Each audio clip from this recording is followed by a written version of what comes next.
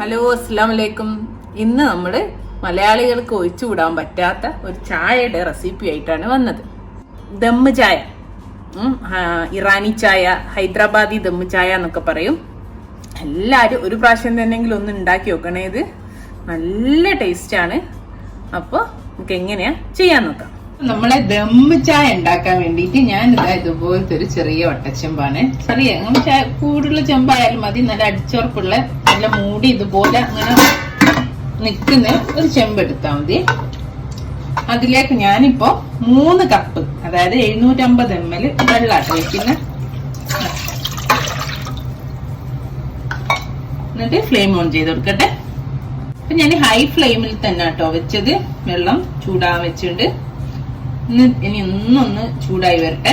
ആ സമയത്ത് നമുക്ക് 3 ടേബിൾ സ്പൂണ്, 3 കപ്പിന് 3 ടേബിൾ സ്പൂണ് ചായപ്പൊടി. പൊടിയല്ല, ഞാൻ കുറച്ച് വലിയ തരിയല്ല, ആ ഒരു ഇലല്ലേ, അതാണ് നമ്മളെ തരി നൈസ് പൊടി. അത് ഇനി ശരിയാവില്ല കേട്ടോ, കയ്പ്പ് വരും. ഇങ്ങനത്തെ ആണ് നല്ലത്. ഓക്കെ, ഞാൻ അത് ചേർത്ത് കൊടുക്കട്ടെ. 3 ടേബിൾ സ്പൂണാണേ. ഇനി അതേപോലെ ഇതിലേക്ക് ഒരു 3 ടേബിൾ സ്പൂണ് പഞ്ചസാരയും ഒരു ചെറിയ കഷ്ണം ശർക്കരയും. ശർക്കര ഒരു ചെറിയ, ഇട്ടില്ലെങ്കിലും കുഴപ്പമൊന്നുമില്ല. ഈ ദം ചായയിൽ അവർ ചേർക്കുന്നുണ്ട് ഒരു ചെറിയ കഷ്ണം ശർക്കര, അതുകൂടി ചേർക്കണ്ടേ. ഇത് ചിലര് കുക്കറിൽ ചെയ്യുന്നുണ്ട്. പക്ഷെ കുക്കറിൽ ചെയ്യുന്നതിന് കുഴപ്പമില്ല, 3 വിസില് അടിച്ചാൽ മതി. പക്ഷെ ആ വിസിലൊക്കെ പുറത്ത്, പ്രഷറൊക്കെ പുറത്ത് പോകുമ്പോ ഇതിന്റെ കറക്റ്റ് ടേസ്റ്റ് കിട്ടൂല.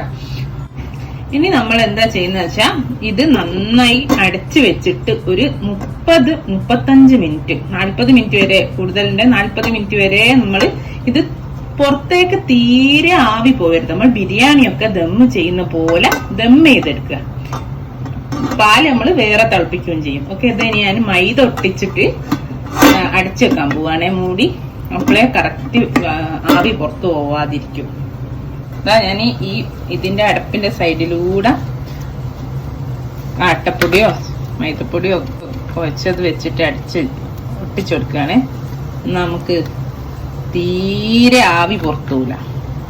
ഇതാട്ടോ, മൈദ ഇട്ട് നന്നായി പ്രസ് ചെയ്ത് ഒന്ന് സൈഡിലൊക്കെ നമുക്ക് ഒന്ന് ഒട്ടിച്ചെടുത്തിട്ട് ഇതിന്റെ മേലെ ഒരു വെയിറ്റ് കൂടെ വെക്കാം, എന്തെങ്കിലും ഒന്ന്.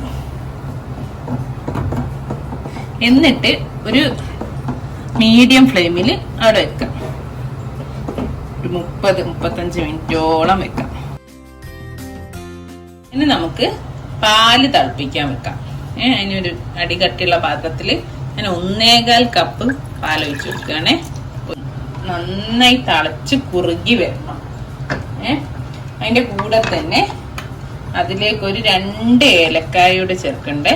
ഇത് ഓപ്ഷണലാണ്, ഇഷ്ടമുണ്ടെങ്കിൽ ചേർത്താൽ മതി കേട്ടോ. ഇനി ഞാൻ ഈ പാലിലേക്ക് ഒരു 2 ടേബിൾ സ്പൂണ് മിൽക്ക് മെയ്ഡ് ഒഴിച്ചു കൊടുക്കാണ്. പാല് നന്നായി തിളച്ചിട്ടോ. ഇനി ഇതൊന്ന് നന്നായി ചെറിയ തീയിൽ കുറുകി ഒന്ന് വറ്റി വരട്ടെ. നല്ല കട്ടിയുള്ള പാലാണ് നമുക്ക് വേണ്ടി. ഇതാ 35 മിനിറ്റ് ആയിട്ടോ. ഞാൻ ഇത് പൊട്ടിക്കാൻ പോവാണ്. തീ ഞാനിപ്പോ ഓഫ് ചെയ്ത് ഒരു കത്തി വെച്ചിട്ട് നമ്മളത് പൊട്ടിച്ചെടുക്കാം. ഇങ്ങനെ ഉണ്ടാവും കേട്ടോ, നല്ല കട്ടി ചായ കണ്ടോ. ഇനി ഞാനിതൊരു അരിപ്പയിലൂടെ നമ്മള് സേവ് ചെയ്യുന്ന കപ്പിലേക്ക് ഒഴിച്ചു കൊടുക്കണേ. ഇതൊരു 3-1 ഒഴിച്ചു കൊടുത്താൽ മതി കേട്ടോ. ബാക്കി നമ്മള് പാലാ വയ്ക്കുക. ഓക്കെ, കപ്പിന്റെ 3-1 ഒഴിച്ചു കൊടുക്കാവേ.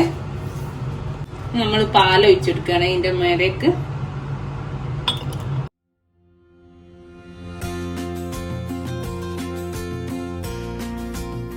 നമ്മുടെ ചായ ഇവിടെ റെഡിയാണ്. നല്ല കിഡു ടേസ്റ്റ് ആട്ടോ. നമ്മൾ കടയിലൊക്കെ പോയി, എല്ലാരും വീട്ടിലെ ചായ കൊള്ളൂല എന്ന് പറഞ്ഞിട്ട് കടയിൽ പോയി കുടിക്കുന്ന ഒരു ശീലമുണ്ട് അധികം പേർക്കും. ഈ രീതിയിലൊന്ന് ചായ ഉണ്ടാക്കിയ പിന്നെ ആരും അത് പറയത്തില്ല. പണിയില്ല, കുറച്ച് ടൈം എടുക്കും. ഒരു അരമണിക്കൂർ ഇത് നല്ല ആവി പുറത്തു പോവാതെ വേവിച്ചെടുക്കണം, അത്രേ ഉള്ളൂ. അപ്പൊ ആഴ്ചയിൽ ഒരു പ്രാവശ്യമെങ്കിലും നിങ്ങൾ ആദ്യം ഒന്ന് ട്രൈ ചെയ്ത് നോക്കൂ.